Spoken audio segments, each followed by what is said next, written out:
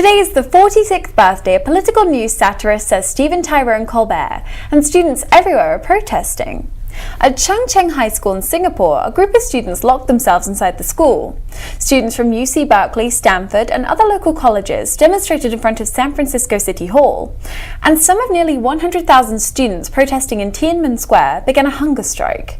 Apart from occurring on the same day in 1954, 1960, and 1989 respectively, these protests of course had nothing to do with Stephen Colbera and everything to do with Singapore's mandatory national service, the United States House Un-American Activities Committee, and China's faltering communist leadership, respectively speaking. I'll bet there is a lot going down at the studio today. Let's go check it out. Wow, Letterman sure has a nice place there. Pretty nice. There it is. Looks kind of like a strip mall. I haven't seen too many people out either. Let's head over to the Daily Show. The party is probably happening over there with Jon Stewart.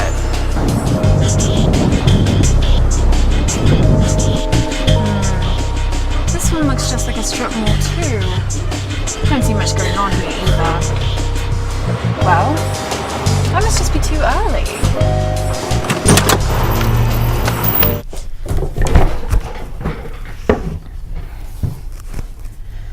Last Tuesday, British Conservative Party leader David Cameron was elected Prime Minister of the UK, and although Cameron won the popular vote on May 6th, he was 20 seats short of an overall majority, causing the country's first hung parliament since 1974.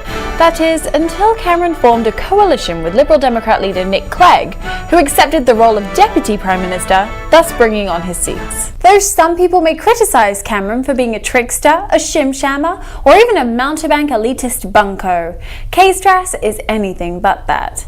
Over the last month, self-only proclaimed professional yo-yo master Kenny Strasser, aka Carl Strasberg, aka K-Strass, has successfully hacked 5 Wisconsin morning news programs and 1 in Missouri.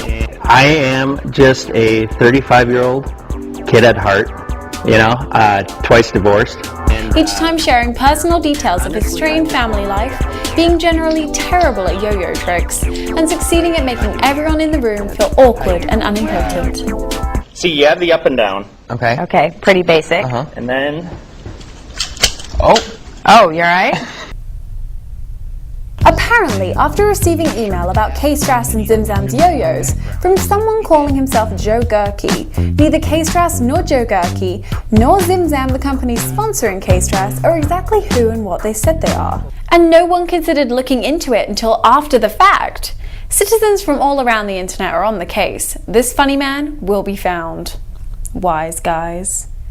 Or are they? UC San Diego Professor of Psychiatry and Neuroscience Dilip V. Jest surveyed experts from around the world, asking them to characterize the traits we collectively call wisdom, and concluded that the best definition of wisdom is a uniquely human type of intellectual and emotional aptitude that one gains with experience and age. Wisdom, whatever it is exactly, comes mostly with time. And after 99 years, someone has finally noticed that the Oxford English Dictionary definition of siphon has been wrong since 1911.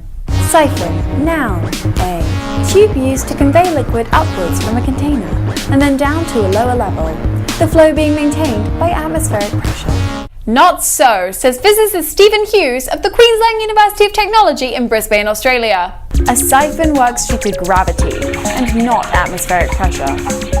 Gravity!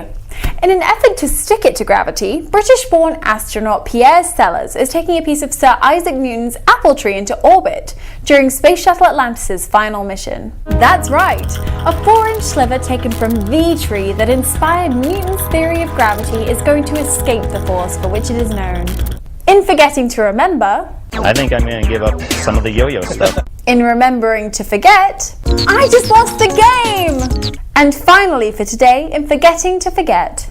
As for offshore drilling, it's safe enough these days. One more time.